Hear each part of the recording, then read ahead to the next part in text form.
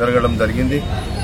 ఈరోజు మార్నింగ్ పొద్దుగాల 8 గంటల నుంచి శాతం చెరువు టోలీ చెట్టు పక్కన ఉన్న శాతం చెరువులో GHMC outsourcing labour Karim, Mustafa అనే వాళ్ళతో సహా ఒక 8 మంది టీం ఉంటుంది.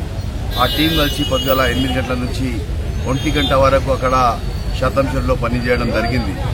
ఆ శాతం చెరువులో గుర్రం చెట్లు కానీ, తుంగ చెట్లు కానీ, ఏసుంటి చెట్లు ఉంటే అవి తీసి ఎడుచుకు తెస్తారు. ఎందుకంటే 3 months 3 నెలల నుంచి మేము కంటిన్యూ జిహెచ్ఎంసీ కమిషనర్ గారికి పోయి కలిసి చెప్పడం జరుగుతుంది ఎఫ్టీఎల్ మషిన్ గురించి. ఎఫ్టీఎల్ మషిన్తోని ఆ లేబర్ ఎఫ్టీఎల్ మషిన్ ఉండి దాంట్లో షెర్లు వేసుంటి ఆకులున్నా, వేసుంటి తుంగ మషిన్ ఉన్నా దానికి తీసి పక్క తెచ్చి చేస్తుంది. దాని గురించి టెండర్ గురించి చెప్పడం జరిగింది. కానీ అది టెండర్ ప్రాసెస్లోనే ఉంది. డ్రోన్తోనే స్ప్రే చేస్తున్నాం. ఈ రోజు అక్కడ 1 గంట తర్వాత వీళ్ళు హుడా పార్క్ వచ్చారు. హుడా పార్క్ వచ్చి లంగారాజు హుడా పార్క్లో పనిచేయడం జరిగింది. 2 సార్లు పోయి వాళ్ళు లోపలికి వెళ్ళి చెర్ల లోపలికి వెళ్ళి హుడా పార్క్లోకి వెళ్ళి గడ్డి తెచ్చి కట్టపొట్టి తెచ్చి వేశారు. 3వసారికి పోయిన తర్వాత కరీం, ముస్తఫా అనే తల్లి కొడుకులు వాళ్ళు 3వసారికి లోపల పోయినాక సాయిల్ అనే పిల్లగాడు కరీం కొడుకు సాయిల్ మునిగిపోతుండగా వాళ్ళ తండ్రికి సపోర్ట్ చేయగానే కరీం పోయి వాళ్ళ తల్లి కొడుకులు సపోర్ట్ చేయకపోతే చేయి గుంజుకొని ఇద్దరు లోపలనే మరణించడం జరిగింది.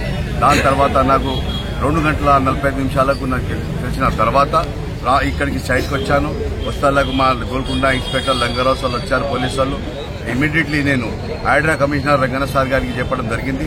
దాని తర్వాత అర్ధగంట లోపలనే వాళ్ళు అక్కడికి వెళ్ళి డిఆర్ఎఫ్ టీం వచ్చింది.